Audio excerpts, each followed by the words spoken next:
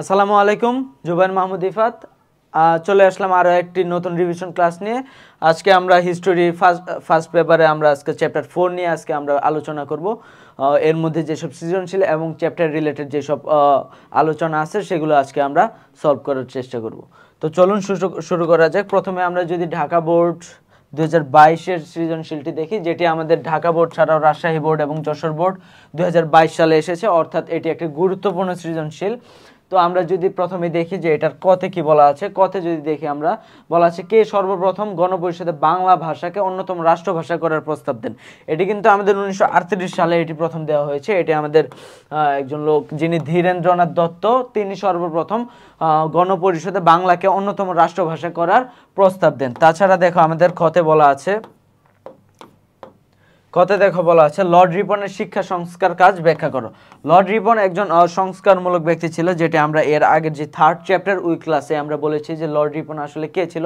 তিনি বিভিন্ন প্রেসে তারপর বিভিন্ন শিক্ষামূলক বিষয়ে কিন্তু উনি সংস্কার করেছেন। তো ভারতীয় জনগণকে আধুনিক শিক্ষায় সুশিক্ষিত করার ক্ষেত্রে যে ব্যক্তিটির নাম সর্বপ্রথম আসে তিনি হলেন লর্ড রিপন। ঠিক আছে, তো এক্ষেত্রে দেখো বলা হচ্ছে যে লর্ড রিপন শিক্ষা ব্যবস্থার উন্নয়নের জন্য উডস ডেভেলপড এর সুপারিশের আলোকে ভাবতে শিক্ষা করে আমূল সংস্কার করতে চেয়েছিলেন। এর জন্য তিনি কি করেছিলেন, 1882 সালে উইলিয়াম হান্টারের নেতৃত্বে একটি শিক্ষা কমিশন গঠন করেছিলেন, যেটির নাম হচ্ছে হান্টার কমিশন। ঠিক আছে, যেখানে নারী শিক্ষার উন্নয়নও তিনি করতে চেষ্টা করেন। তারপর যদি আমরা দেখি, আমাদের দেখো গতে বলা আছে যে উদ্দীপকে বর্ণিত শ্রোতার বক্তব্যে যে আন্দোলনের, এক্ষেত্রে কোন আন্দোলনের বহিঃপ্রকাশ ঘটেছে তা ব্যাখ্যা করতে বলা হয়েছে। তো দেখো একটি সামাজিক অনুষ্ঠানের বক্তব্যে একজন বক্তা উর্দু ও ফার্সি ভাষার বক্তৃতা করলেন, পরে তা আবার বাংলায় অনুবাদ করলেন। অনুষ্ঠান শেষে বক্তা একজন শ্রোতাকে তার বক্তব্যের মূল্যায়ন করতে বললেন।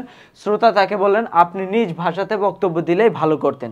ঠিক আছে, তো এই ক্ষেত্রে দেখো কোন আন্দোলন, যেহেতু এই ক্ষেত্রে ভাষা নিয়ে কথা বলা আছে, অতএব আমরা বুঝতে পারছি যে এই আন্দোলনটি হলো আমাদের মূলত ভাষা আন্দোলনকে বোঝানো হচ্ছে। তো আমাদের এক্ষেত্রে প্রথমেই তোমাকে এক্ষেত্রে করতে হবে যে এক্ষেত্রে আমাদের আন্দোলনের ভাষা আন্দোলনের বিষয়টিকে বোঝানো হয়েছে।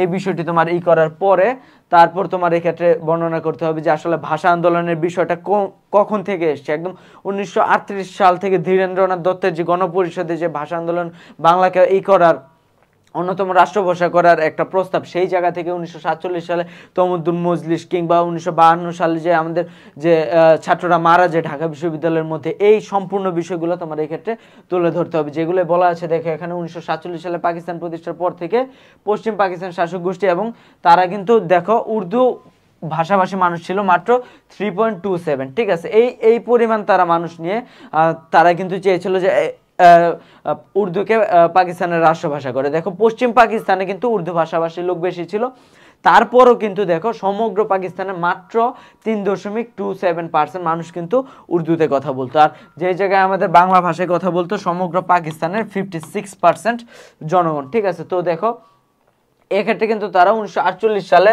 কিন্তু মোহাম্মদ আলী জিন্নাহ ঢাকা সফরে আসেন এবং 21শে মার্চ রেসকোর্স ময়দানে এবং 24শে মার্চ কিন্তু উনি ঢাকা বিশ্ববিদ্যালয় কার্জন হলে বলেন যে উর্দু এবং উর্দুই হবে, Urdu and Urdu shall be the state language of Pakistan. ঠিক আছে, যে উর্দু এবং শুধুমাত্র উর্দুই হবে পাকিস্তানের রাষ্ট্রভাষা।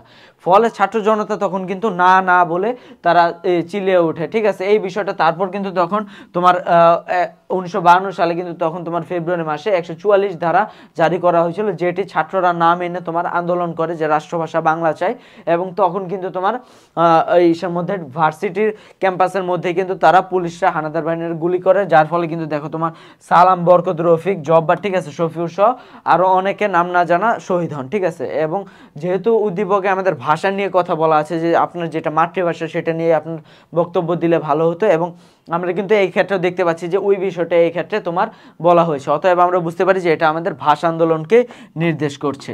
ঠিক আছে, তারপর যদি আমরা এক্ষেত্রে ঘতে দেখে বলা হচ্ছে উক্ত আন্দোলনের মাধ্যমে অর্জিত ভাষাটি পৃথিবীতে দেশটির মর্যাদা বৃদ্ধি করেছে। মানে দেখো আমাদের কিন্তু ভাষা আন্দোলন হয়েছিল 1952 সালে। ঠিক আছে, এবং আমাদের কিন্তু স্বাধীনতা যুদ্ধ হয়েছিল কিন্তু তোমার 1971 সালে। কিন্তু এটা দেখো কিভাবে আমাদের এই ভাষাটি পৃথিবীতে একমাত্র বাঙালিরাই যারা ভাষার জন্য কিন্তু নিজেদের রক্ত দিয়েছে। ঠিক আছে, এছাড়া কিন্তু আর পৃথিবীতে কোনো জাতি ছিল না যাদের নিজেদের ভাষাকে একটা মাতৃভাষা করার জন্য রক্ত দিতে হয়েছে। ঠিক আছে, তো এই বিষয়টা যখন তোমার হয় তখন কিন্তু বিশ্ববাসী জানতে পারে যে বাংলাদেশ নামে একটি দেশ আছে এবং যেখানে বাঙালি জাতিরা তাদের ভাষা যেটা বাংলা ভাষা এর জন্য কিন্তু তারা রক্ত দিয়েছে, তারা আন্দোলন করছে, তাদেরকে এটা দেওয়া হচ্ছে না। এর ফলে কি হয় দেখো তোমার বিশ্ববাসী কিন্তু বাঙালি জাতি সম্পর্কে কিন্তু তারা জানতে পারে, ঠিক আছে। এবং পরবর্তীতে কিন্তু দেখো এই বাঙালি ভাষাটাই যেটা আমাদের 21শে ফেব্রুয়ারি মাতৃভাষা দিবস হিসেবে বাঙালি জাতির মাতৃভাষা দিবস হিসেবে পালিত হতো, এটা কিন্তু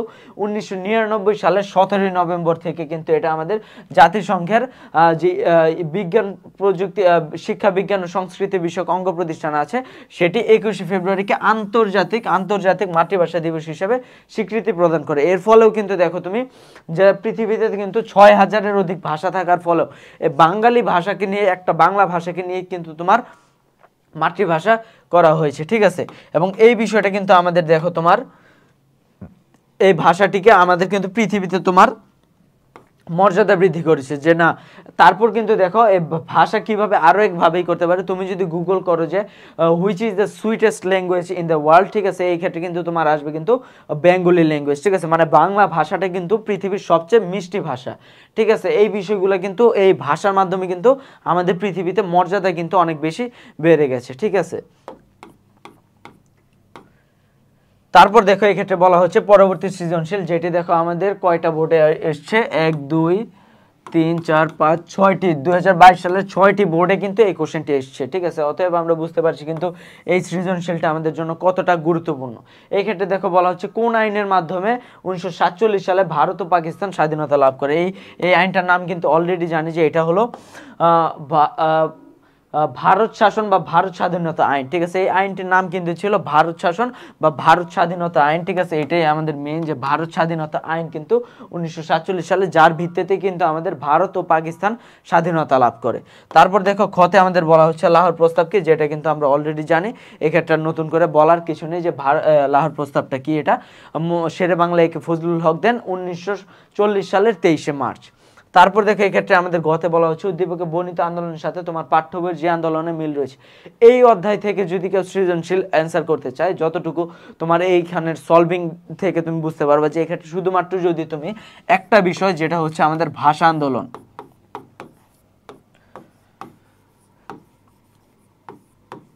এই ভাষা আন্দোলন এই বিষয়টা যদি তুমি শুধুমাত্র রপ্ত করতে পারো তাহলে তোমার এই চ্যাপ্টার থেকে যে কোনো ধরনের সৃজনশীল তুমি অ্যান্সার করতে পারো মাত্র একটা টপিক দিয়ে। তাহলে দেখতে পাচ্ছ তুমি এই চ্যাপ্টারটা তুমি শুধুমাত্র একটা টপিকের উপরে তুমি কিন্তু সৃজনশীল কমন পেয়ে যাচ্ছ। এবং এই আন্দোলনের সাথে তোমার পাঠ্য বইয়ের যে আন্দোলনের মিল আছে এগুলো যদি একটু পয়েন্ট বের করো যে উদ্দীপকে এই বিষয়গুলো আছে, আমাদের ভাষা আন্দোলনের বৈশিষ্ট্যগুলো এই, ঠিক আছে। তারপর তুমি বের করলা যে আচ্ছা এর এইগুলা কি, বৈশিষ্ট্যগুলা কি, কিংবা এর ভাষা আন্দোলনের গুরুত্বটা কি, কিংবা ভাষা আন্দোলন তোমার আন্তর্জাতিক ক্ষেত্রে গুরুত্বটা কি, কিংবা আন্তর্জাতিক ক্ষেত্রে দেশকে মর্যাদা বৃদ্ধি করার ক্ষেত্রে ভাষা আন্দোলনের গুরুত্ব কি। মানে তুমি সর্বোপরি ভাষা আন্দোলনের যে এর সাথে যত রকম তোমার বিষয়গুলো আছে এই বিষয়গুলো যদি শুধু তুমি মাত্র করতে পারো, রপ্ত করতে পারো এবং পয়েন্ট করে তুমি বা প্যারা করে দিতে পারো, তাহলে কিন্তু তোমার এই জায়গা থেকে তুমি একটা সৃজনশীল কমন পাচ্ছ। আচ্ছা দেখো আমরা যদি গতে ফিরে যাই, কোন আন্দোলনের সাথে 1960 খ্রিস্টাব্দে আসামের বিধানসভায় অসমীয়া ভাষাকে আসামের একমাত্র দাপ্তরিক ভাষা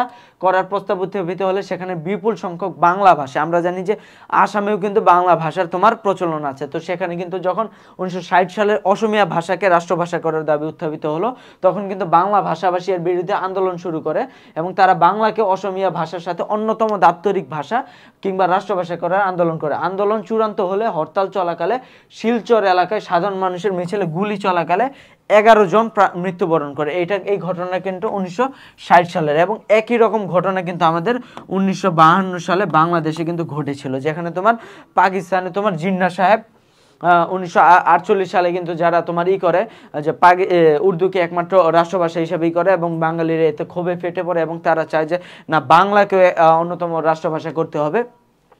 তো এই বিষয়গুলো যখন তোমার বাঙালিরা মেনে নেয় এবং তারা যখন হরতাল করতে শুরু করে তখন কিন্তু আমাদেরও কিন্তু অনেক ছাত্রদেরকে পাকিস্তান হানাদার বাহিনী গুলি করে মেরেছিল। অতএব আমরা কি বুঝতে পারি যে এটা কিন্তু আসলে আমাদের ভাষা আন্দোলনের সাথে সাদৃশ্য রয়েছে। তারপর দেখো উক্ত আন্দোলন বর্তমানে জাতীয়তার গণ্ডি পেরিয়ে আন্তর্জাতিক পরিমণ্ডল। আচ্ছা এই ক্ষেত্রে তোমার বলতে হবে যে হ্যাঁ এই উক্তিটা যথার্থ।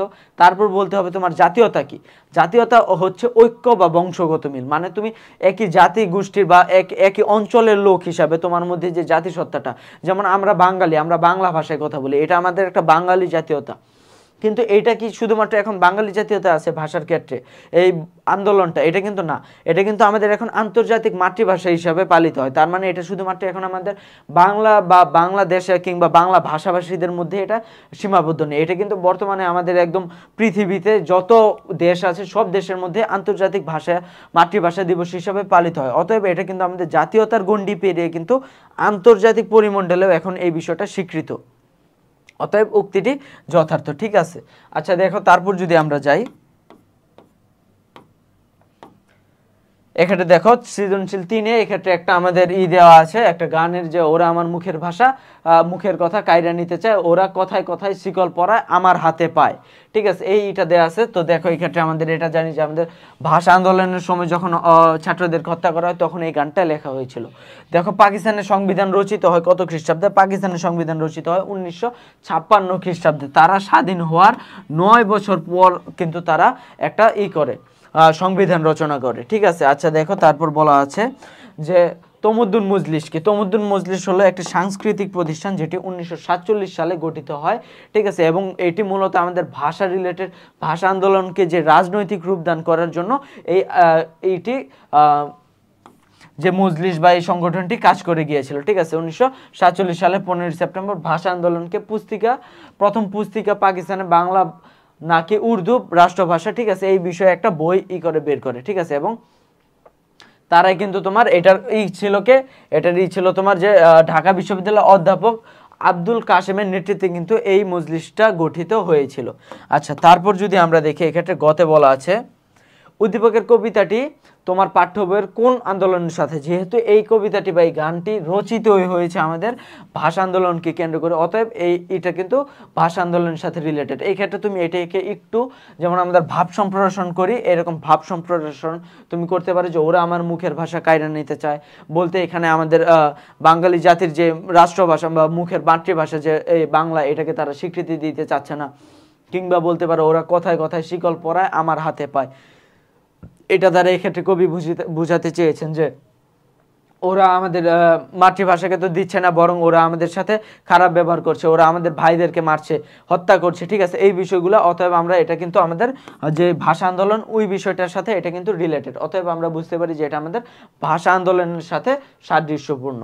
আচ্ছা ঘতে যদি আমরা দেই, উক্ত ঘটনা ছিল বাঙালির স্বাধিকার আন্দোলনের প্রথম ধাপ। দেখো তুমি যদি বাংলাদেশের স্বাধীনতাটাকে তুমি যদি একটা করো ধাপ বাই ধাপ সাজাও, প্রথমেই যে বিষয়টা আন্দোলনটা আসবে সেটা হলো আমাদের ভাষা আন্দোলন। 1952 সালে 21শে ফেব্রুয়ারি যে ভাষা আন্দোলনটা আসে এটা, এরপরে কিন্তু আমরা 1966 সাল কিংবা 68 সাল, 69 সাল, 70 সালের নির্বাচন কিংবা 71 সালের মুক্তিযুদ্ধ, মহান মুক্তিযুদ্ধ, এই বিষয়গুলো আসে, ঠিক আছে। কিন্তু এখানে বাঙালিদের স্বাধিকার বা বাঙালিদের সহাধিকার এই বিষয়টা কিন্তু উঠে এসেছে আমাদের ভাষা আন্দোলনের মাধ্যমে, ঠিক আছে, যে আমাদের ভাষার মাধ্যমে কিন্তু আমরা এক হয়েছি এবং আমাদের আলটিমেটলি কিন্তু আমরা আলাদা হওয়ার কারণটাই ছিল আমরা বাঙালি, আমাদের বাঙালি যা ঐক্যটা, ঠিক আছে, বাঙালি সাম্যটা। তার মানে কি আমরা বুঝতে পারি যে আসলে এই যে আমরা যে ভাষা যে আমাদের আলাদা, আমরা যে পাকিস্তানিদের চেয়ে উর্দু ভাষা বা সিন্ধু ভাষা হিন্দি ভাষা ওই ভাষা থেকে যে আমরা আলাদা, এই বিষয়টি কিন্তু আমাদের মূলত এই ক্ষেত্রে কাজ করেছে, ঠিক আছে। আমাদের স্বাধিকার মানে স্ব-অধিকার আন্দোলনের প্রথম ধাপই ছিল আসলে এই ভাষা আন্দোলন, ঠিক আছে, এইভাবে তোমাকে ব্যাখ্যা করতে হবে।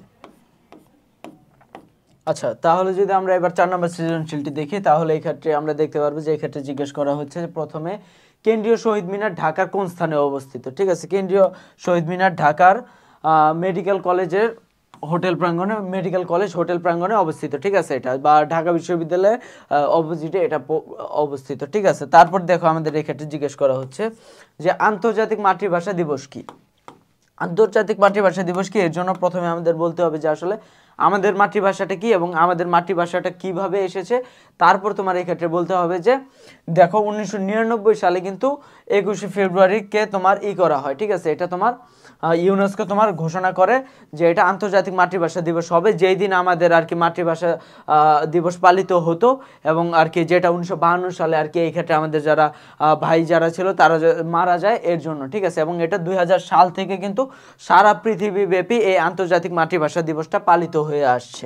তো আমরা যদি তারপর দেখি এক্ষেত্রে বলা হচ্ছে উদ্দীপকে উল্লিখিত শিক্ষার্থীদের সাথে তোমার পাঠ্য বইয়ের ভাষা আন্দোলন কোন শ্রেণীর কাজের সাথে সাদৃশ্য রয়েছে। ঠিক আছে, দেখো এক্ষেত্রে বলা হচ্ছে দক্ষিণ আফ্রিকার জোহানেসবার্গে 1976 খ্রিস্টাব্দের 16 জুন আঞ্চলিক কর্তৃপক্ষ শ্বেতাঙ্গ ডাচদের জার্মান ডাচ ভাষায় শিক্ষাদানে বাধ্যতামূলক করলে শিক্ষার্থীরা প্রতিবাদ জানিয়ে রাস্তায় আসে এবং এর প্রতিবাদে তারা তাদের মাতৃভাষা জুলুকে প্রতিষ্ঠিত করার জন্য প্রতিবাদ সভাও ডাকে। ঠিক আছে, তৎকালীন বর্ণবাদী সরকার প্রতিবাদ সভায় যোগ দিতে যাওয়া শিক্ষার্থীদের ওপর গুলি চালায়। এটার সাথে আসলে আমার পাঠ্য বইয়ে আছে কিনা নাই। ঠিক আছে, কোন ভাষা আন্দোলনের কোন শ্রেণীর কাজের সাথে এটা আছে। ঠিক আছে, এটা তো প্রথমত আমরা বুঝতে পারি যে এটা আমাদের ভাষা আন্দোলনের সাথে মিল আছে। তারপর কোন ধরনের কাজের সাথে, দেখো এক্ষেত্রে বলা হচ্ছে যে উল্লিখিত শিক্ষার্থীদের আমার পাঠ্য বইয়ের ভাষা আন্দোলন ছাত্র শিক্ষক বুদ্ধিজীবী সহ সকল শ্রেণীর কাজের সাথে, সকল শ্রেণী, এটা কোনো একটা নির্দিষ্ট শ্রেণী বা কোনো একটা নির্দিষ্ট পেশার জন্য ছিল না, এটা কি ছিল আমাদের সর্বজনীন সর্বক্ষেত্রের একটা কাজের সাথে এটা মিল ছিল। ঠিক আছে, তো এই ক্ষেত্রে তোমার প্রেক্ষাপটগুলো বর্ণনা করতে হবে। যেহেতু আমরা উদ্দীপকে আমাদের যেহেতু দেখতে পাচ্ছি যে ওই ক্ষেত্রে জার্মান ডাচের যে একটা বিষয়, ওই ডাচদের একটা প্রেক্ষাপট বলা হয়েছে, অতএব তোমার এই ক্ষেত্রে কিন্তু বুঝে নিতে হবে যে এই ক্ষেত্রে আমাদের যে ভাষা আন্দোলন সেটার প্রেক্ষাপট তোমাকে এই ক্ষেত্রে বর্ণনা করতে হবে এবং বর্ণনা করার পরে তোমার এই ক্ষেত্রে প্রয়োগ করতে হবে যে যেহেতু আমাদের ইসের সাথে উদ্দীপকের ভাষা আন্দোলনের সাথে উদ্দীপকের ভাষা আন্দোলনের মিল রয়েছে, অতএব আমরা বুঝতে পারছি যে এটা আমাদের এই ভাষা আন্দোলনকে নির্দেশ করছে এবং এটা সকল শ্রেণীর কাজের সাদৃশ্য রয়েছে। তারপর দেখো আমাদের এই ক্ষেত্রে ঘতে বলা হচ্ছে ভাষা আন্দোলনের পরবর্তী বিভিন্ন আন্দোলনে তাদের ভূমিকা বিশ্লেষণ করা। ভাষা আন্দোলন পরবর্তী আরো কি কি আসে, 1954 সালের নির্বাচন, 1966 সালের আমাদের যেইটা ছিল, তারপর 1969 সালে গণ অভ্যুত্থান। ঠিক আছে, এই আন্দোলনগুলা তোমার কিন্তু এক্ষেত্রে পয়েন্ট ধরেই করতে হবে যে এরপর আমাদের কোন আন্দোলনগুলো হয়, যে এটা এত সালের আন্দোলন। ঠিক আছে, 1954 সালের নির্বাচনে এইটা, তারপর 1966 সালে এইটা, মানে তোমার এই ক্ষেত্রে ভাষা আন্দোলনের যে গুরুত্বটা, এই গুরুত্বটা তোমার সাল বাই সাল ধরে তোমার যে এত সালে এটা হয় যার পিছনে ভাষা আন্দোলনের গুরুত্ব আছে। তারপর আমাদের 1900 এত সালে এটা হয় যার পিছনে ভাষা আন্দোলনের এই গুরুত্বগুলো আছে। এইভাবে কিন্তু তোমার করে এইটা অ্যান্সার লিখতে হবে পয়েন্ট করে, এবং এগুলো ব্লু কালারাইজ করার ট্রাই করবে। ঠিক আছে, মানে নীল কালার পেন ইউজ করার ট্রাই করবা। নীল কালার ইউজ করার পরে তোমার এই ক্ষেত্রে দেখবা যে এটা করার ফলে কিন্তু তোমার অনেক বেশি মার্কস ক্যারি করার ক্ষেত্রে দেখবা যে একটা বুস্ট আপ হবে। ঠিক আছে, একদম 2G থেকে একদম 5G হয়ে যাবে নাম্বার প্রদানের ক্ষেত্রে। তো আমরা যদি পরে এইগুলা দেখি যে তোমার এই ক্ষেত্রে পরবর্তী সৃজনশীলে বলা হচ্ছে স্মৃতির মিনার ভেঙেছে তোমার ভয় কি বন্ধু, আমরা এখন 4 কোটির পরিবার খাড়া হয়ে রয়েছি, তো যে ভিত কখনো কোনো রাজ্য পারেনি ভাঙতে। ঠিক আছে, রাজন্য ভাঙতে পারেনি, অর্থাৎ এক্ষেত্রে বলা হয়েছে যে স্মৃতির মিনার বা শহীদ মিনার ভেঙেছে, তো কি হয়েছে, আমরা এখন 4 কোটি মানুষের পরিবার, আমাদের এইটাকে ভাঙতে পারবে না, আমাদের এই জাতীয়তাবাদকে বা আমাদের এত মানুষের যে ভিত্তি, আমাদের যে গোড়া, এটা কিন্তু তারা ভাঙতে পারবে না। বঙ্গভঙ্গ হয় 1905 সালে এবং বঙ্গভঙ্গ রদ করা হয় 1911 সালে। আলিগড় আন্দোলন বলতে কি বোঝায়? আলিগড় আন্দোলন কি, দেখো আলিগড় আন্দোলন হচ্ছে ভারতীয় মুসলমানদের আলিগড় বিশ্ববিদ্যালয়কে কেন্দ্র করে পাশ্চাত্য শিক্ষা দীক্ষা বিস্তার এবং তাদের রাজনৈতিক এবং সামাজিক অর্থনৈতিক বিষয় উন্নয়ন সাধনের লক্ষ্যে, ঠিক আছে, যে বিশাল আন্দোলনের সৃষ্টি হয়, যে আমাদের তো তখন মুসলিম সমাজরা পাশ্চাত্য শিক্ষা থেকে পিছিয়ে ছিল, তো এর জন্য যে আলিগড় বিশ্ববিদ্যালয় পাশ্চাত্য শিক্ষাকে করার জন্য আমাদের উন্নতি সাধনের জন্য যেসব রাজনৈতিক সামাজিক ও অর্থনৈতিক বিষয়ে যেসব করা হয়, বিশাল আন্দোলন করা হয়, এটাই ইতিহাসে আলিগড় আন্দোলন নামে পরিচিত। তারপর দেখো এক্ষেত্রে আমাদের গতে বলা হচ্ছে উপরের কবিতাটি কোন ঘটনার পরিপ্রেক্ষিতে, এটা উপরের ঘটনাটি আমাদের যে ঘটনার পরিপ্রেক্ষিতে সেটি হচ্ছে আমাদের ভাষা আন্দোলন। আচ্ছা দেখো এক্ষেত্রে ভাষা আন্দোলনের, তারপর ভাষা আন্দোলনের তোমার এক্ষেত্রে প্রেক্ষাপট, যেহেতু এক্ষেত্রে বলা হচ্ছে কোন পরিপ্রেক্ষিতে, অতএব তোমার এক্ষেত্রে ভাষা আন্দোলনের প্রেক্ষাপটটা তোমার এক্ষেত্রে বর্ণনা করতে হবে। এবং স্মৃতির মিনার দ্বারা আসলে আমাদের শহীদ মিনার বা কিংবা আমাদের যে ভিত্তি তৈরি হয়ে গেছে 1952 সালে ভাষা আন্দোলনের মাধ্যমে স্বাধিকার আন্দোলনের প্রথম আন্দোলন হিসাবে, এই বিষয়গুলো তোমার এক্ষেত্রে বলতে হবে। এবং উক্ত ঘটনাটি জাতীয়তাবাদী আন্দোলনের ভিত্তি বিশ্লেষণ, তার মানে এক্ষেত্রে ভাষা আন্দোলনের আমাদের গুরুত্বটা বিশ্লেষণ করতে হবে। আমি বলেছিলাম যে এই ক্ষেত্রে আমাদের ভাষা আন্দোলনটা যদি শুধু তুমি পড়ো, ভাষা আন্দোলনের প্রেক্ষাপট এবং ভাষা আন্দোলনের গুরুত্ব, তাহলে কিন্তু তুমি এই চ্যাপ্টার থেকে একটা সৃজনশীল তুমি কমন পেয়ে যাচ্ছ, মানে তোমার পরীক্ষায় একটা সৃজনশীল তুমি কমন পেয়ে যাচ্ছ। তারপর দেখো আমাদের এই সৃজনশীলে বলা হচ্ছে স্বাধীন বাংলাদেশের প্রথম প্রধানমন্ত্রী কে ছিল। স্বাধীন বাংলাদেশের প্রথম প্রধানমন্ত্রী কিন্তু ছিলেন তাজউদ্দিন আহমেদ, ঠিক আছে, তিনি। তারপরে এই ক্ষেত্রে দেখো বলা হচ্ছে পূর্ব বাংলার নাম কখন কিভাবে হয়। পূর্ব বাংলা এই নামটা আসে কিন্তু 1905 সালে যখন বঙ্গভঙ্গ হয়, তখন যে নতুন প্রদেশটা করা হয় বঙ্গকে নিয়ে, এটার নাম হয় পূর্ববঙ্গ, এবং আরেকটি প্রদেশ হয় সেটির নাম হয় আসাম। এই 1905 সালে কিন্তু প্রথম আমাদের নামটা আসে পূর্ববঙ্গ। কিন্তু 1947 সালে যখন আবার এটা তোমার হয়, আমরা যখন পাকিস্তানের অংশ হিসাবে এই জন্ম লাভ করি, তখন কিন্তু আমাদের এই পূর্ব বাংলা নামটা কিন্তু আবার সরিয়ে কি করা হয়, এই নামটাকে আমাদের করা হয় পূর্ব পাকিস্তান। তার মানে পূর্ব বাংলা ছিল 1905 সালে, এবং তারপর এটা 1947 সালে কিন্তু আবার এটা পূর্ব পাকিস্তান হয়ে যায়। এবং তারপর দেখো আবার 1952 সালে যখন ভাষা আন্দোলনকে কেন্দ্র করে 1957 সালের এক প্রতিবাদ সভায় বঙ্গবন্ধু শেখ মুজিবুর রহমান পূর্ব পাকিস্তানের পরিবর্তে পূর্ব বাংলা বলে এটাকে উল্লেখ করেন, ঠিক আছে। আর তখন থেকে পূর্ব পাকিস্তানের মানুষ পূর্ব পাকিস্তানের পরিবর্তে পূর্ব বাংলা বলতে শুরু করে। এভাবে কিন্তু আমাদের যেই পূর্ব বাংলার নামকরণটা আসে, ঠিক আছে। তারপর দেখো আমাদের গতে বলা হচ্ছে উদ্দীপকের ঘটনা তোমার পাঠ্য বইয়ের কোন ঘটনার সাথে সামঞ্জস্যপূর্ণ, ঘটনা আন্দোলনের ঘটনা প্রবাহ ব্যাখ্যা করো। তো এই ক্ষেত্রে দেখো আফ্রিকা মহাদেশে একটি দেশের জাতিগোষ্ঠীর নাম জুলু জাতি। এই জাতি ভাষা ও সংস্কৃতির জন্য ঔপনিবেশিক শাসকের বিরুদ্ধে তোমার কি করেছে, আন্দোলন সংগ্রাম চালিয়ে যায়, এবং তারপর কিন্তু আন্তর্জাতিক মাতৃভাষা অধিকার ও আন্তর্জাতিক করে, ঠিক আছে। তারপর কিন্তু আন্তর্জাতিক সংস্থার স্বীকৃতি লাভ করে। কোনটা?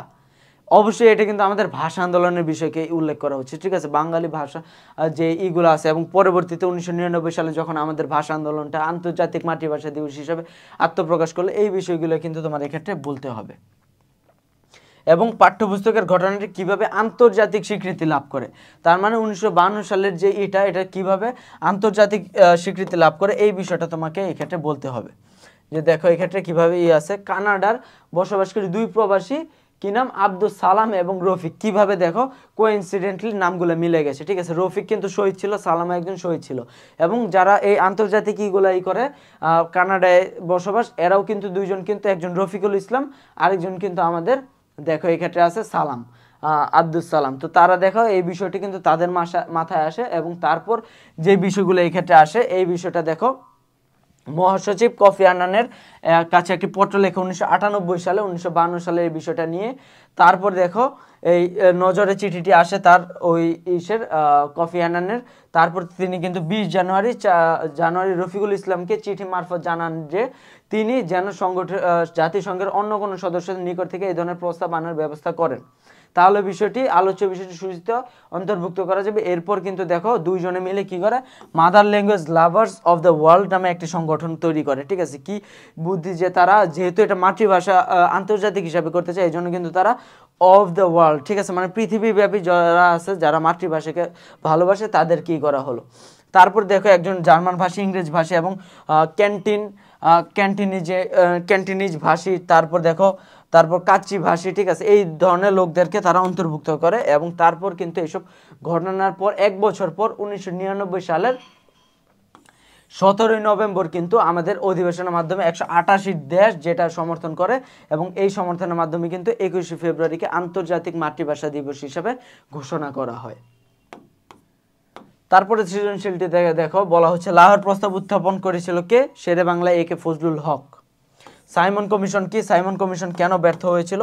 প্রথমে সাইমন কমিশন কেন ব্যর্থ হয়েছিল যদি বলি, রাজনৈতিক সমস্যা সমাধানকালে 1927 সালে স্যার জন সাইমনের নেতৃত্বে ব্রিটিশ সরকার উপমহাদেশে একটি কমিশন প্রেরণ করে, যা সাইমন কমিশন নামে পরিচিত। এর ছিল কতজন, এর আমাদের সদস্য ছিল 8 জন, কোনো ভারতীয় না থাকায় একে মুসলিম লীগ একে সাদা কমিশন বলেছিল, যেটা আমরা প্রিভিয়াস একটি ক্লাসে বলেছিলাম, ঠিক আছে। এবং এটি আসলে এই কমিশন ভারতীয়রা কোনো সহায়তা করেনি তাদেরকে, এর ফলে কিন্তু এই কমিশনটা ব্যর্থ হয়েছে। যে ভাই তোমরা তোমাদের দেশে সবই করবা, আমাদের দেশের সমস্যা তোমরা এসে করছো, সবকিছু হস্তক্ষেপ করছো, এখানে আমাদের কোনো সদস্য নেই, আমরা এইটা মানি না, এই কমিশনকে আমরা প্রত্যাখ্যান করলাম, এবং আলটিমেটলি কি হয়, এটা ব্যর্থ হয়।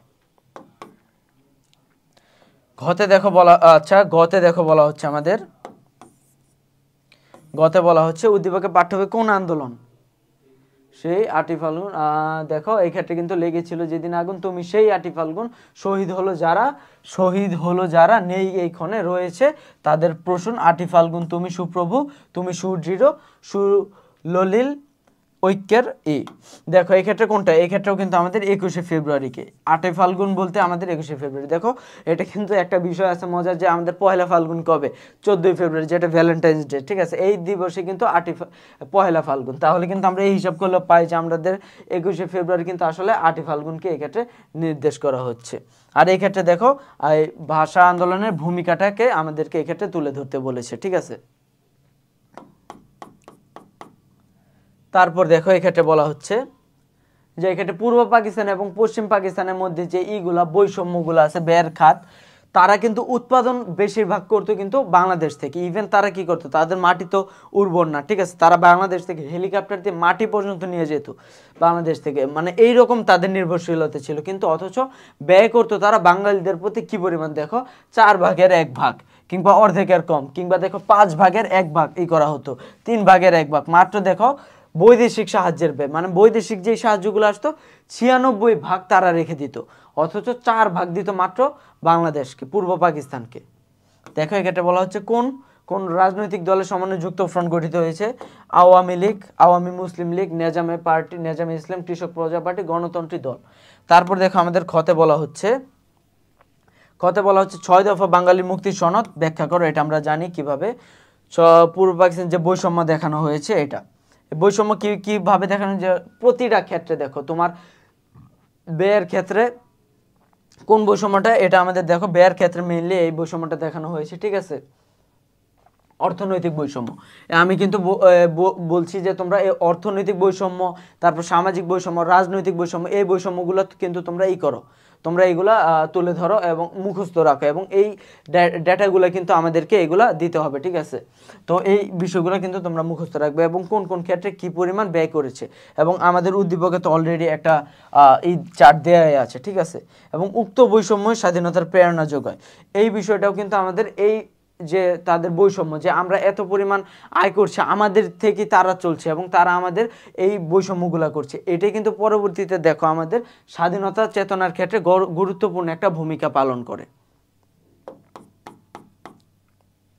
তারপর দেখো পরের সৃজনশীলতে বলা হচ্ছে তমুদ্দুন মজলিস প্রতিষ্ঠিত হয় কত সালে, 1947 সালে। কার নেতৃত্বে, ঢাকা বিশ্ববিদ্যালয়ের অধ্যাপক আবুল কাসেমের নেতৃত্বে। 1954 খ্রিস্টাব্দে নির্বাচনের ফল, মানে যুক্ত ফ্রন্টের নির্বাচনের ফলটা তোমার এক্ষেত্রে ব্যাখ্যা করতে বলা হয়েছে, যেটা হলো আমাদের দেখো 309টি আসনের মধ্যে 223টি আসন পায়, এবং বাকি কারা কারা কি আসন পায় ওই বিষয়গুলো এক্ষেত্রে বলা হয়েছে। তারপর দেখো আমাদের গতে বলা হচ্ছে উদ্দীপকে শিক্ষক মহোদয় কোন আন্দোলনের ইঙ্গিত পাওয়া যায়, ইংরেজি হিন্দি মিশিয়ে কথাবার্তা আদান প্রদান করছে, ভাষার এই দুরবস্থা দেখে মহোদয় শ্রেণীকক্ষে বলেন এই ভাষা মর্যাদার দাবিতে কত মানুষ প্রাণ দিয়েছে। তার মানে ভাষার কোন আন্দোলনটা ছিল, আমাদের ভাষা আন্দোলন, ভাষা আন্দোলনকে এই ক্ষেত্রে আমাদেরকে নির্দেশ করা হচ্ছে। এবং উক্ত আন্দোলন আমাদের স্বাধীনতার পথপ্রদর্শক ছিল, মানে এই ক্ষেত্রে আমাদের তোমার এইগুলা ভূমিকা ব্যাখ্যা করতে হবে, তুমি একমত কিনা এটা বলা পরে যে হ্যাঁ আমি এটার সাথে একমত, এবং তারপর তোমার এটার ভূমিকাটা তোমার এক্ষেত্রে ব্যাখ্যা করতে হবে।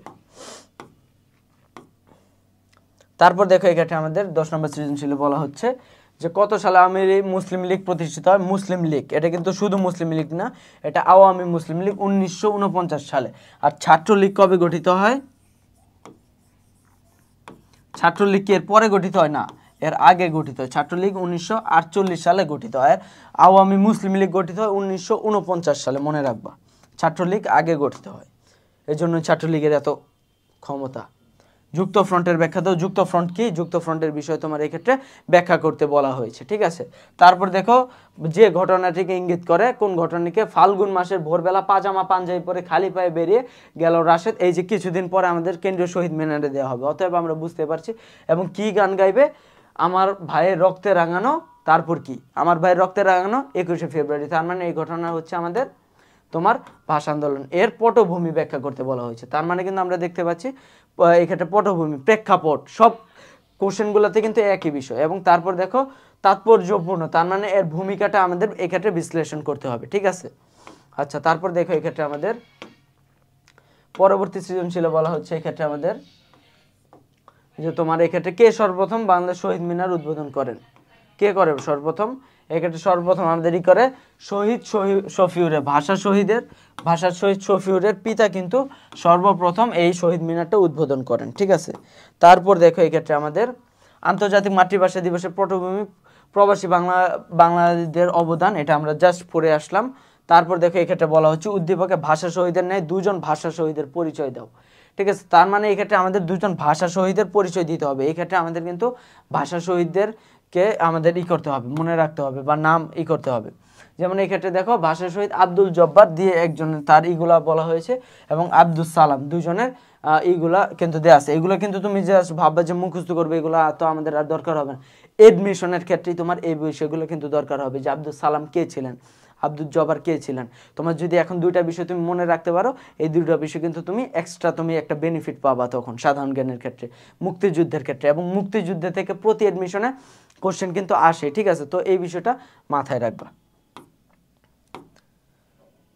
তারপর দেখো এক্ষেত্রে বলা হচ্ছে ভাষা শহীদের আত্মত্যাগে ভাষা আন্দোলন তাৎপর্যময় করে তোলে, বিশ্লেষণ করো। মানে এই যে ভাষা শহীদদের যে অবদান, এইটার তোমার গুরুত্বটা বিশ্লেষণ করতে বলা হয়েছে। তাদের যে মারা যাওয়ার ফলে ভাষণ এবং এর ফলে কি হয়, ঠিক আছে, এই বিষয়গুলো কিন্তু আমাদেরকে এই ক্ষেত্রে বলতে বলা হবে। তারপর দেখো আমাদের এই ক্ষেত্রে বলা হচ্ছে কত সালে ফোর্ট উইলিয়াম দুর্গ নির্মিত হয়, কত সালে উইলিয়াম ফোর্ট দুর্গ নির্মিত হয়? এটা হলো আমাদের 1700 সালে। ঠিক আছে, 1700 সালে। এবং তারপর দেখো এক্ষেত্রে বলা হচ্ছে কোন কোন দল নিয়ে যুক্ত ফ্রন্ট গঠিত হয়? আমরা এটা পড়েছি বারবার। যে আন্দোলনকে ভাষা আন্দোলন, তারপর দেখো 1960 অসমীয়া ভাষা, তার মানে এক্ষেত্রে আমাদের ভাষা আন্দোলন, এবং ভাষা আন্দোলনের এক্ষেত্রে আমাদের বিশ্ব পরিমণ্ডলে কিভাবে এটা স্বীকৃত হলো এবং এর গুরুত্বগুলা, যে আমাদের ওই যে আব্দুল রফিকুল ইসলাম এবং আব্দুল সালাম কিভাবে রাখে, ওই বিষয়গুলো এক্ষেত্রে ব্যাখ্যা করতে হবে। তারপর দেখো এক্ষেত্রে বলা হচ্ছে কোন গভর্নর জেনারেল শাসন আমলে বঙ্গভঙ্গ হয়? বঙ্গভঙ্গ হয় কোন জেনারেল শাসনে? এটা হলো লর্ড কার্জন। মনে রাখবা, লর্ড কার্জনের আমলে কিন্তু এই বঙ্গভঙ্গটা হয়। Governor general Lord Curzon. অসহযোগ আন্দোলনের ব্যর্থতার কারণ কি? অসহযোগ আন্দোলনের ব্যর্থতা দেখো, এটা কিন্তু 1922 সালের ইটার কথা বলা হচ্ছে। ঠিক আছে, এটা কিন্তু আমাদের 1971 সালের যে 2 নম্বর যে বঙ্গবন্ধু যে অসহযোগ আন্দোলন, এটা না। এটা হচ্ছে দেখো 1922 সালের 4 ফেব্রুয়ারি বিক্ষুব্ধ জনতা গোরখাপুরে, হ্যাঁ ঠিক আছে। তারপর দেখো এক্ষেত্রে তোমার এই বিষয়গুলো কিন্তু এটা দেখো 1922 সালের 4 ফেব্রুয়ারি বিক্ষুব্ধ জনতা গোরখপুরের চৌরিচিয়া নামক স্থানে, চৌরিচিয়া থানায় অগ্নিসংযোগে 21 জন সিপাহী এবং একজন দারোগাকে জীবন্ত অগ্নিদগ্ধ করা হয়। তার মানে ওই ক্ষেত্রে কিন্তু কি ছিল, তার একটা মানে যখন মানুষকে এইরকম অসহযোগ আন্দোলন করতে দেখে সিপাহীরা এবং যে একজন দারোগা ছিল, ঠিক আছে, তারা ইসের মধ্যে করে তোমার একটা রুমের মধ্যে চলে যায়, এবং তারপর কি করে ওই আন্দোলনকারীরা ওইটার মধ্যে আগুন লাগিয়ে দেয় এবং তারা নৃশংসভাবে কিন্তু তারা এখানে মারা পড়ে। যার ফলে কিন্তু মহাত্মা গান্ধী পরবর্তীতে এটার দেখে এই অসহযোগ আন্দোলনকে প্রত্যাহার করে নেয়, কারণ তিনি ছিলেন একজন নরমপন্থী জাতীয় কংগ্রেসের লোক। ঠিক আছে, তিনি কিন্তু এসব চরমপন্থীকে সাপোর্ট করতেন না, এবং যখন দেখলেন যে অসহযোগ আন্দোলন ডাক দেওয়ার পরে মানুষ এই ধরনের কার্যকলাপ শুরু করেছে, তখন তারা কিন্তু তিনি এটা প্রত্যাহার করে নেন। কাঁদতে আসেনি, ফাঁসির দাবি নিয়ে এসেছে, এটা 1952 সালে এটা করা হয়েছে। তো এটা দেখো যে ঘটনাই করে দেয় তার পটভূমি এবং তার তোমার এই ক্ষেত্রে জাতীয়তাবাদে উদ্দীপ্ত করে, মানে এই ক্ষেত্রে গুরুত্বটা বিশ্লেষণ করা বলা হয়েছে 21 ফেব্রুয়ারি 1952 সালের। ঠিক আছে, এই বিষয়টা।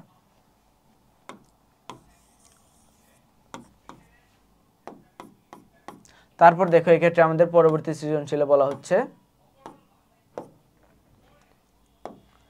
দেখো ভাষা আন্দোলনের প্রথম পুস্তিকা কোনটি? গুরুত্বপূর্ণ প্রশ্ন। প্রথম পুস্তিকা হলো পাকিস্তানের রাষ্ট্রভাষা বাংলা না উর্দু। পাকিস্তানের রাষ্ট্রভাষা বাংলা না উর্দু। এটা কিন্তু 1947 সালে যে এইটা হয় তোমার তমুদ্দুন মজলিস গঠিত হয়, তারা কিন্তু এটা প্রকাশ করেছে। ঠিক আছে, তারপর দেখো খতে বলা হচ্ছে ভাষা আন্দোলনের কারণ কি ছিল? ভাষা আন্দোলনের কারণ কি ছিল এটা আমরা অলরেডি জানি। তারপরে যদি বলতে হয় ভাষা আন্দোলনের কারণ ছিল আমাদের এই ক্ষেত্রে তোমার যে তারা যে আমাদের পাকিস্তানিরা, পশ্চিম পাকিস্তানিরা আমাদের যে ভাষাটা তারা আমাদেরকে দিল না, আমাদের রাষ্ট্রভাষা হিসেবে ঘোষণা করলো না, এবং জিন্না এসে ঘোষণা করলো যে ঢাকা বিশ্ববিদ্যালয় এবং একটা সম্মেলনে যে উর্দু এবং উর্দুই হবে বাংলাদেশের রাষ্ট্রভাষা। ঠিক আছে, এর ফলে কিন্তু দেখো 56% কিন্তু আমাদের বাঙালি ছিল, কিন্তু তারা কিন্তু ওই ভাষাটা না দিয়ে মাত্র 3.27% যে লোকের মাতৃভাষা ছিল উর্দু, তাদের ওই ভাষাটাকে কিন্তু তারা রাষ্ট্রভাষা হিসাবে ঘোষণা করে, এবং যার ফলে কিন্তু পরবর্তীতে ছাত্র শিক্ষকরা কিন্তু এটার প্রতি বিক্ষুব্ধ হয়ে কিন্তু রাষ্ট্রভাষা আন্দোলন করে। ঠিক আছে, এইভাবে কিন্তু রাষ্ট্রভাষা আন্দোলনের কারণ সূত্রপাত ঘটে। ঠিক আছে, তারপর দেখো কোন আন্দোলনই হয়েছে তার প্রভাবিত করেছে। ঠিক আছে, দেখো এক্ষেত্রে খুশি তার বিয়ের কার্ড ছাপিয়ে এনেছেন, সবাই কার্ড পছন্দ করেছে কারণ কার্ডটি সুন্দর হলে ইংরেজিতে ছাপানো হয়েছে। ঠিক আছে, আত্মত্যাগের কথা স্মরণ করে বাংলা ছাপানোর অনুরোধ করলো।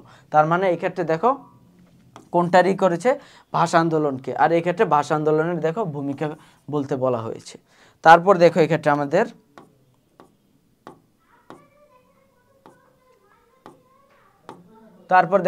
আমাদের সর্বশেষ সৃজনশীল 16 নম্বর সৃজনশীলে বলা হচ্ছে যে তোমার ভাষা শহীদদের নাম দেওয়া আছে এবং কিছু ভাষা কন্যার নাম দেওয়া আছে। ঠিক আছে, তারপরে এক্ষেত্রে বলা হচ্ছে সংবিধান 1956 সালের সংবিধান কত বছর চালু ছিল? 1956 সালের সংবিধান মাত্র 2 বছর। তারা একটা সংবিধান লিখতে লাগাইলো 9 বছর, কিন্তু ওইটার মাত্র ছিল ভ্যালিডিটি ছিল 2 বছর। আর আমরা দেখো একটা সংবিধান 9 মাসের মধ্যে লিখে ফেলেছি। ঠিক আছে, যেটা স্বাধীনতার ঠিক 1 বছরের মধ্যে ওইটা আমরা করে ফেলেছি, এবং আজকে আমরা 52-53 বছর পরেও কিন্তু আমাদের দেখো ওই সংবিধানটাই আছে। ঠিক আছে, এই হচ্ছে পার্থক্য। তারপর দেখো পূর্ব পাকিস্তানের প্রতি অর্থনৈতিক বৈষম্য বলতে কি বোঝে? অর্থনৈতিক বৈষম্য বলতে কি বোঝে এটা আমরা পড়েছি, এবং অর্থনৈতিক বৈষম্যগুলো আমি মুখস্থ করতে বলেছি। ওই মুখস্থ করলে তুমি এক্ষেত্রে ডেটা সহ বলে দেবে যে অর্থনৈতিক বৈষম্য বলতে কি বোঝায়। শফিকুর রহমানের আলোকচিত্রে স্থান পাওয়া ক চার্টের ব্যক্তিগণ কিভাবে শহীদ হয়েছেন? দেখো এক্ষেত্রে একটা দেওয়া আছে, এই যে চার্ট দেওয়া আছে, এক্ষেত্রে বলা আছে তোমার কিছু ভাষা শহীদের নাম দেওয়া আছে, এক্ষেত্রে কিন্তু তাদের ইগুলা বলা আছে। তার মানে এরা কোন শহীদ? এরা হচ্ছে ভাষা শহীদ। এই ভাষা শহীদের ব্যক্তিগণ কিভাবে শহীদ হয়েছেন মানে ভাষা আন্দোলনের প্রেক্ষাপটটা জানতে চেয়েছে, জাস্ট তোমার একটু ভিন্ন করে বলে দিয়েছে, যেহেতু এটা ক্রিয়েটিভ কোশ্চেন, তোমার ক্রিয়েটিভিটি দেখাইতে হবে এই ক্ষেত্রে, এই জন্য। ঠিক আছে, এবং উদ্দীপকের খ তালিকার নারীগণ নারী সমাজের অবদানকে আলোকোজ্জ্বল করেছে। ঠিক আছে, এই যে এরা কিভাবে ভাষা কন্যারা কিভাবে আমাদের করেছে, এই বিষয়গুলো এখানে তুলে ধরতে হবে। দেখো এক্ষেত্রে বলা হয়েছে তারা কিভাবেই করেছে, নির্জন থেকে লুকিয়ে রাখার ব্যবস্থা করেছেন, কিংবা বন্দি ছাত্রদের খাবার সংগ্রহ করেছেন, শহীদ মিনার গড়ার জন্য প্রায় সারা রাত ইট বহন করেছেন। এই যে ভাষা কন্যা বলতে কিন্তু এটা বুঝেন তারা সক্রিয়ভাবেই ছিলেন, কিন্তু এই যে পরোক্ষভাবে যে হেল্প করা, তাদেরকে খাবার বহন করা, কিংবা তাদেরকে লুকিয়ে রাখা, কিংবা তাদেরকে ইট বহন করা, ঠিক আছে, কিংবা যখন আহত হয় তাদেরকে সেবা করা, এই বিষয়গুলো কিন্তু এক্ষেত্রে তোমাদেরকে তুলে ধরতে হবে। ঠিক আছে, তো আজকে আমাদের দেখো হিস্ট্রি ক্লাসে তৃতীয় ক্লাসটি আমরা আজকে করলাম। তো এরপরে কিন্তু পর্যায়ক্রমে আমাদের হিস্ট্রি ক্লাসের যেসব ফার্স্ট পেপারের উপর যেসব রিভিশন ক্লাসগুলো আছে সেগুলো আমরা পর্যায়ক্রমে করে দিয়ে দেব। ঠিক আছে, ধন্যবাদ আজকের জন্য। আসসালামু আলাইকুম।